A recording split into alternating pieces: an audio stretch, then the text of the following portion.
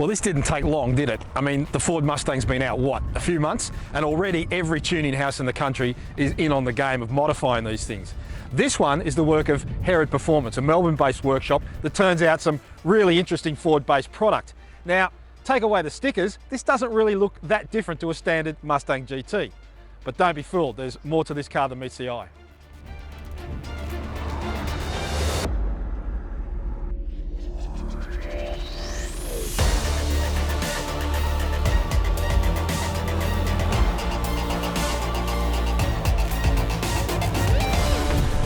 Now, again, this could be a factory setup. It looks very factory, but of course, what you're looking at here is a dirty big twin screw supercharger with an intercooler underneath it. It's blowing about 6 pounds of boost.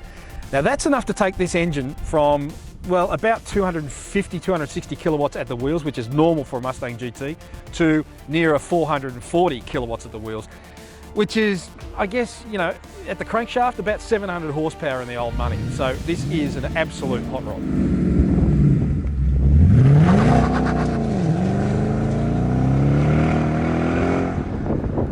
So with horsepower like that, obviously this thing is going to be pretty quick, and across 400 meters from a standing start, I did manage to get 12.1 seconds. That's supercar stuff in anyone's language. This is a seriously fast car. But what's interesting about it is that it doesn't feel like an old-fashioned hot rod. It's not cranky, it doesn't overheat in traffic, it's not snickety to drive in traffic. It's actually really feels like a factory car, and it's only when you really put the boot into it that it starts to let you know that it is modified. There's not even any blower whine, you know, there's no noise from the engine that, you know, tells you that it's supercharged. It's really, really civilized. It still steers just like any Mustang GT, which is to say pretty well. If anything though, the enormous horsepower of the engine now shows up the gearbox, the automatic transmission, to be a little bit dim-witted. It's a little bit sort of snatchy at low speeds when you first take off, and that's all to do with the enormous torque of the engine, I know, but it does start to show up the gearbox. The other thing that this car's got is a set of aftermarket dampers and some interesting suspension bushes that really do transform the car.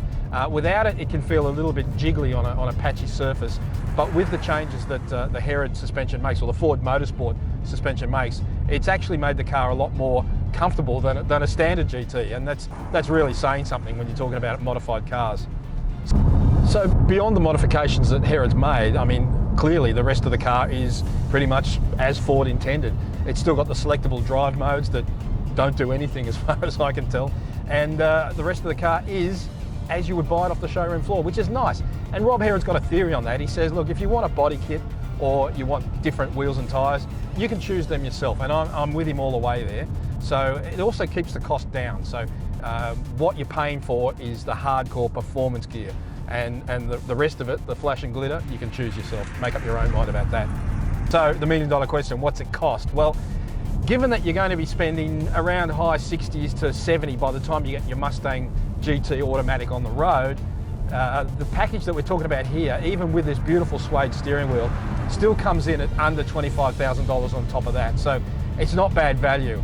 In the old days, to get this sort of performance from any sort of car, you would have to spend a lot more, and you probably would have ruined the car as a day-to-day proposition in the meantime. But as it is, this car could be driven to Sydney, Perth, it doesn't matter where. It's capable of doing the shopping, but it's also capable of some serious acceleration and some, you know, be a decent track day car into the bargain. Now, I have to be up front here and say that previous generation Ford Mustangs haven't always floated my boat. They've always seemed a bit underdone to me, but this current generation car really works for me. And I like it, but I like this version a whole lot better. And I reckon if I had 25 grand to spend over and above a Mustang GT, then the things that Herrod's changed are pretty much the things that I'd change. But I reckon he can keep his stickers.